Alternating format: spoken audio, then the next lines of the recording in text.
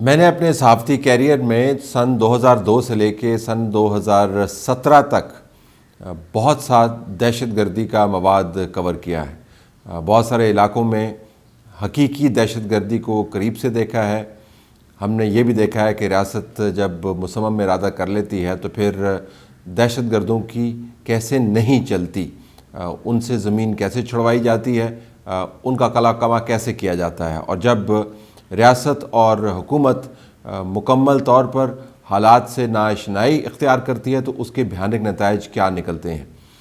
جب عمران خان کی حکومت مرکز میں آئی اور اس کے بعد کے پی کے اندر ان کے دوسرے ٹرم کا آغاز ہوا تو خیال یہ کیا جا رہا تھا کہ دہشت گردی کے خاتمے کے لیے اس قوم نے اور اس قوم کے اداروں نے جو قربانیاں دی ہیں اس کا بھرپور فائدہ اٹھایا جائے گا، اور خیبر پختونخوا میں بالخصوص جو دہشت گردی کا سب سے بڑا وکٹم رہا ہے اس میں ایسی ترقی کی جائے گی کہ دہشت گردوں کے لیے سپیس عملاً ختم ہو جائے۔ بدقسمتی سے ایسا نہیں ہوا۔ اب پشاور کے اندر اندوناک دہشت گردی کے واقعے کے بعد بحث یہ چل نکلی ہے کہ اس کا ذمہ دار کون ہے۔ میں آپ کے سامنے اعداد و شمار رکھتا ہوں۔ تجزیاتی طور پر تعصبات تجزیے کو متاثر کر سکتے ہیں، سیاست آپ کے بیلنس کو ڈسمینٹل کر سکتی ہے، آپ توازن کھو سکتے ہیں، آپ خاص زاویے سے بات کر سکتے ہیں، لیکن اعداد و شمار جھوٹ نہیں بولتے۔ پاکستان تحریک انصاف کا ماننا یہ ہے کہ ان کے خلاف 2022 مارچ کے آخر میں جو سازش کی گئی، گلوبل سازش، اس کے بعد پاکستان کے اندر دہشت گردی سرپٹ بھاگنے لگ گئی اور ایسا گھوڑا بن گئی جس کے اوپر کوئی کاٹھی ڈالنے کے قابل نہیں رہ گیا۔ جو اعداد و شمار ہیں ظاہراً پاکستان تحریک انصاف کے اس بیان کو یا بیانیے کو سپورٹ کرتے ہوئے نظر آتے ہیں۔ مثلا پاکستان میں 2022 میں 1000 کے لگ بھگ دہشت گردی کے واقعات ہوئے، 587 کے قریب لوگ شہید ہوئے، تقریباً 1000 سے زیادہ 1110 کے قریب لوگ جو ہیں اس کے اندر برے طریقے سے انجرڈ ہوئے۔ خیبر پختونخوا میں 2022 میں 61% دہشت گردی میں اضافہ ہوا، بلوچستان میں 36% اضافہ ہوا، سندھ میں 2% اور پنجاب اور اسلام آباد میں 0.5% اضافہ ہوا۔ 2022 میں بہرحال آپ کو یہ یاد رکھنا چاہیے کہ خیبر پختونخوا کے اندر عمران خان کی اپنی حکومت قائم تھی، جن کو انہوں نے حالیہ اپنی اسٹریٹجی کا حصہ بناتے ہوئے کہ مرکز میں نے جلدی انتخابات کروانے ہیں، ڈیزالو کر دیا۔ 2022 میں خیبر پختونخوا میں صرف 624 دہشت گردی کے واقعات ہوئے، اور یہ میں آپ کو بتاؤں بہت ہی خوفناک اسٹیٹسٹک ہے کہ اوسطاً ہر مہینے 14 پولیس افسران شہید ہو رہے تھے خیبر پختونخوا میں۔ اوسطاً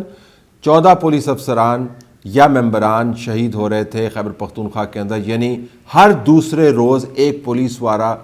خیبر پختونخوا کے اندر مارا جا رہا تھا۔ خیبر پختونخوا میں 2022 میں 9 ملٹری افسران شہید ہوئے، 12 سویلین شہید ہوئے، 71 لوگ جو ہیں اس کے اندر انجرڈ ہوئے، اور یہ 624 انسیڈنٹس 2022 کی بات کر رہا ہوں جب عمران خان کی حکومت خیبر پختونخوا کے اندر موجود تھی۔ مرکز کے اندر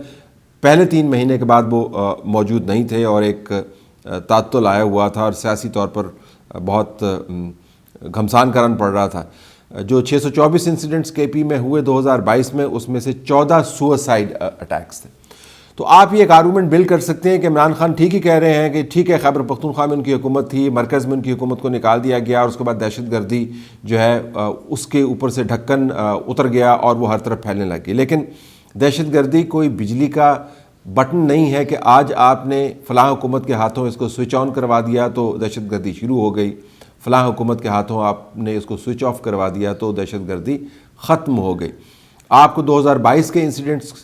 کے جو اعداد و شمار ہیں ان کو 2021 کے انسیڈنٹس کے اعداد و شمار کے ساتھ دیکھنا ہوگا، اور اب آپ کے سامنے میں 2021 کا سب سے بڑا جو نمبر ہے وہ میں رکھنا چاہتا ہوں۔ 2021 میں جب مرکز کے اندر عمران خان حکومت پر براجمان تھے، جب ان کو امریکہ سے کوئی سازش کی بو نہیں آ رہی تھی، جب ایک پیج اپنی جگہ پر موجود تھا، جب D G I S I ان کی اپنی مرضی کے موجود تھے اور ایک پیج بھی انٹیکٹ تھا، 2021 میں جب سب کچھ ٹھیک تھا، خیبر پختونخوا کے اندر 400 دہشت گردی کے واقعات ہوئے۔ 2021 میں خیبر پختونخوا میں 400 دہشت گردی کے واقعات ہوئے ہیں، اور اگر آپ ان کو مہینوں کے اوپر سپریڈ کر کے دیکھیں تو آپ خود حساب لگا سکتے ہیں کہ ہر مہینے انسیڈنٹس کی تعداد کیا بنتی ہے۔ تب کسی نے اس کے اوپر توجہ نہیں دی، بلکہ توجہ کیا دینی، آپ یہ خبر اٹھا کے دیکھ لیں، یہ اس وقت کے اخبارات کے اندر جلی حروف کے ساتھ شائع ہوئی ہے، جس میں بتایا جا رہا ہے کہ کس طرح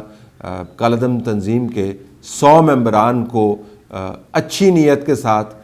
بھائی بندی دوبارہ سے قائم کرنے کے لیے ریلیز کر دیا گیا۔ یہ عمران خان کے دور حکومت میں ہو رہا تھا، جب بتایا جا رہا تھا کہ ہم طاقت میں ہیں اور ایک ہی کمانڈر ہوتا ہے اور ایک ہی کپتان ہوتا ہے اور پیج بھی انٹیکٹ تھا۔ تو 2021 میں 400 انسیڈنٹس ہوئے ہیں خیبر پختونخوا کے اندر، جو ایک بہت بڑا جمپ ہے۔ اب میں آپ کے سامنے ایک چارٹ رکھنا چاہتا ہوں تاکہ آپ کو اندازہ ہو کہ جو آج بات کر رہے ہیں کہ ہماری ذمہ داری نہیں ہے اور کاؤنٹر ٹیررزم ڈپارٹمنٹ کے پاس فنڈز نہیں ہے، مرکز نے ہمیں فنڈز نہیں دیے، پولیس انیفیشینٹ ہے، انٹیلیجنس صحیح طریقے سے کام نہیں کر رہی۔ یہ چارٹ آپ کے سامنے ہے، یہ 2020، 21 اور 22 کا چارٹ ہے۔ اگر آپ 2022 کے چارٹ کو نہیں دیکھنا چاہتے ہیں کیونکہ عمران خان کی حکومت مرکز کے اندر پہلے کوارٹر کے بعد ختم ہو گئی تھی، تو 2020 اور 21 کے انسیڈنٹس کی اٹھان دیکھ لیجئے۔ جو نیچے والی 2 لائنیں ہیں یہ آپ کو بتا رہی ہیں کہ کیسے 2020 اور 21 اور اس کے بعد 2022 کے اندر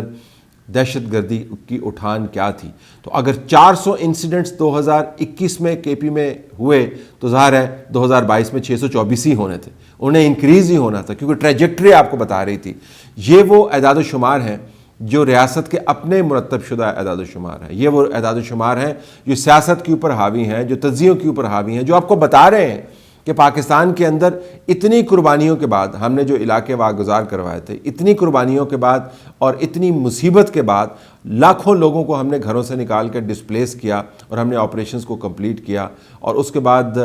سینکڑوں ہم نے شہیدوں کو اپنے ہاتھوں سے دفن کیا، ہزاروں افراد جو ہے وہ لقمہ اجل بن گئے، لاکھوں افراد جو ہیں وہ کرپل ہو گئے، اکانومیز تباہ ہو گئیں۔ یہ سب کچھ کرنے کے بعد جب ہم نے یہاں پر کام کرنا تھا تو اس وقت عمران خان اگلے 5 سال اپنی حکومت بچانے کے چکر میں تھے۔ اس وقت جنرل قمر باجوہ اپنے آپ کو اگلے سالوں میں نیوٹرل ثابت کرنے کے لیے ایک لیگیسی بنانے کے چکروں میں تھے، اور اس وقت جنرل فیض حمید اگلے سالوں کے اندر اپنے آپ کو آرمی چیف بنانے کے چکروں میں تھے۔ تو اگر آپ کو پاکستان کے اندر موجودہ دہشت گردی کی جڑیں تلاش کرنی ہیں تو اس کے لیے آپ کو کسی کھوجی کی ضرورت نہیں ہے، آپ کو صرف اعداد و شمار دیکھنے ہیں جو آپ کو چیخ چیخ کے بتا رہے ہیں کہ 2020، 2021، 2022 کے اندر دہشت گردی کی اٹھان کیا تھی، اور 2023 کے اندر وہی ہونا تھا جو پاکستان کے اندر ہو رہا ہے۔